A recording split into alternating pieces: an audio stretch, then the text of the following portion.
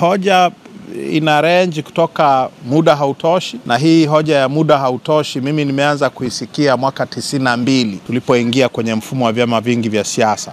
Muda hautoshi kwa marekebisho yaliyopendekezwa na tume ya Nyalali kwenda mwaka 95 uchaguzi wa kwanza wa vyama vingi.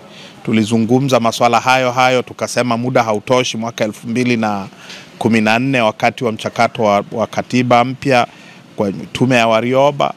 Tumeanza haya ambayo tunazungumza leo, tunasemana tunaambizana muda hautoshi, yalizungumzwa na kikosi kazi cha rais toka 2021, yamezungumzwa katika mazungumzo kati ya rais na watu wa CCM na Chadema 2022 2023.